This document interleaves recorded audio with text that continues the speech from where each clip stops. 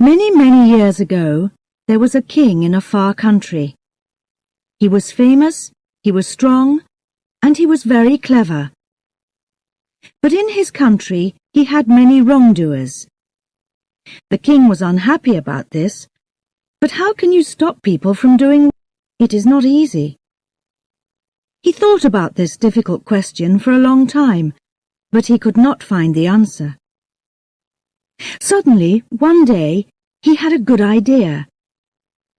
He spoke to his people and told them to build a big stadium in the center of the city. It must be very big and very beautiful, he told them. So the people worked hard for many months. One day the building was finished. The stadium was ready. Inside it, there were places for 5,000 people. Everyone was very excited about this beautiful new building. Some wanted to watch games in the stadium. Others wanted to have dancing and singing. But what did the king want? No one knew. The day of the opening came. Everyone ran to the stadium to get a place inside. The people got more excited when the king arrived. They were all quiet, waiting. First he took his place. Then he stood up and spoke. "My people, my friends," he said. "Firstly, I want to thank all the workers for their good work. We now have a beautiful stadium, and it is very well built. Secondly, I know that many of you want to see games and dancing here, but this stadium is going to be different. It is not going to be a place for having a good time. It is going to be a place for wrongdoers. If one of you does something wrong, we are going to bring him to this place. There he must stand in the middle of this stadium in front of us all. Now, do you all see those two doors, coloured blue, at the far end of the stadium?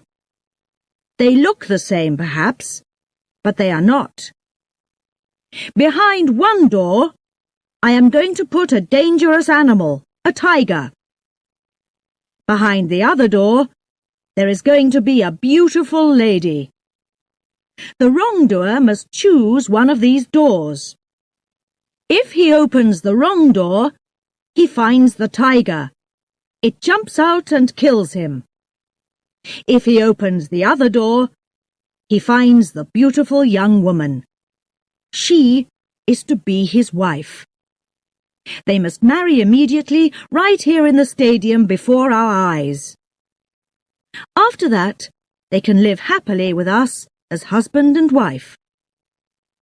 So, each wrongdoer must choose very carefully. Before he chooses, he and we cannot know if he is going to live or die. As soon as he opens one of those two doors, we all know immediately. That is my idea. So tell me, my friends, is it a good idea or is it not? It is good, O King, it is very good, the people answered. But they were quiet. They were afraid.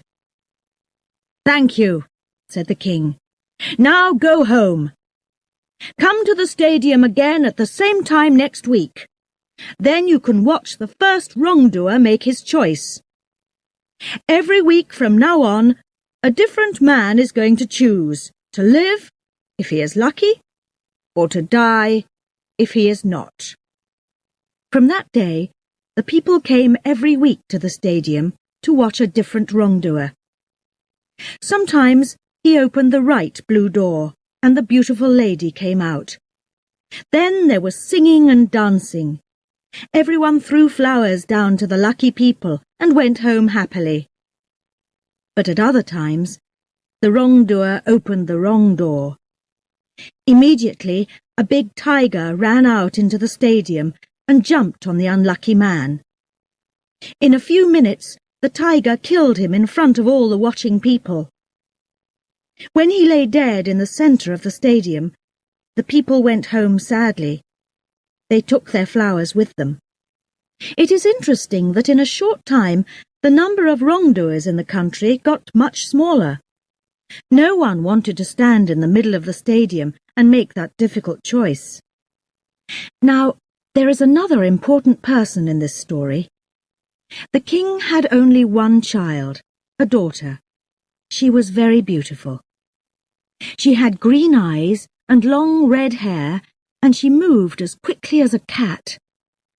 She too was strong and clever, as strong and clever as her father. She did not smile often, but when she smiled, people were happy. When she was angry, everyone was afraid. They knew that at those times she was a very dangerous young woman. Her picture was in every home. Men, women and children followed her when she went walking in the streets of the city. They waited to see her famous smile, and sometimes they were lucky. One day, she was out walking in a city park when she saw a young man. He was a gardener, and the park was where he worked. He was very good-looking. He was tall and strong. He had dark, blue-black hair and a dark moustache. When he laughed, you could see his beautiful white teeth. The king's daughter stopped and looked at him closely. She thought that he was the most beautiful man in the world. She began to talk with him and liked him more and more. The young man could not understand. Why did the king's daughter want to talk to him? He was not important. He was only the king's gardener. But he could not take his eyes off her. As soon as he looked into her big green eyes and saw her smile, he was in love. But he knew that this love was very dangerous. He was not a rich man, not from a rich family. He could never marry the daughter of the king. But the two young lovers knew that they must meet again. They started to meet every day, at times when no one could see them. Every day their love was stronger and stronger. They were very happy. Then, one day, the king found them together, there in the city gardens. His daughter was in the young man's arms. The king was very, very angry. He called his men. Immediately, they took the young man away and shut him in a dark, dirty room. They gave him only bread and water to eat. Now the king's daughter could not see her lover any more. The young man lay in the dark. He knew that he was a wrongdoer and in much danger from the king. Now we know that the king's daughter was a strong young woman and that she was very clever. When her father's men took her lover away, she too saw the danger immediately. She knew very well what was going to happen next. So early in the morning, she went to the stadium. No one saw her go. She spoke to the workers there and gave them some money. "Which room is the tiger in?" she asked. They told her. "And which girl is going to be behind the other door?" The workers did not want to answer. They were afraid. "I must know," said the king's daughter. "Who is she?" "She is the daughter of your father's driver," the workers answered. The king's daughter knew her well, a young and beautiful girl with rich brown hair. But the king's daughter did not like her. She began to think hard. "If my lover chooses the wrong door, he dies. But if he chooses the right door, he marries this cheap little thing, this driver's child, and I lose him, to her.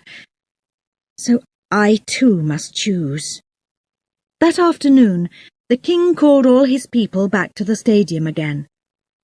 His men brought the young man from the dark room. There he stood, in the middle of the stadium, tired, hungry, and afraid. The king sat in his place above the people, and his daughter sat next to him. She did not move. Her face showed nothing. Then the king stood and spoke to his people. "You all know this gardener, my friends, and you know why he is here. He was the lover of my daughter. For many weeks I did not know that, but I know it now. What happens to a wrongdoer in our country? That, too, we know. He must choose the lady or the tiger. If he opens the wrong door, he must fight the tiger. If he opens the right door, he must marry the lady. So now, choose, young man. Choose very carefully if you want to live and not die. The young man stood quietly and listened to the king's words. But his eyes were not on the king. They were on the face of the king's daughter. She had no smile for him today. But he looked at her eyes. Her eyes told him something. She looked down quickly at her hand. Then she looked up again. He saw her smallest finger move a little to the left, and immediately he knew. The door to open was the door on the left. He turned and walked very slowly to the left-hand door. All the people watched him, without a sound. He put out his hand and opened the door. But here the story ends. Remember that the king's daughter was a clever young woman. She was in love, but she was angry too. Did she want her lover to meet the tiger? A fight that he must lose? Did she want him to die? Or did she want him to live and have another beautiful woman for his wife? To give him this other woman in place of her? We do not know what ideas were at work inside her beautiful head. Tell me, what do you think? Which did she choose? What was behind that door? The lady or the tiger?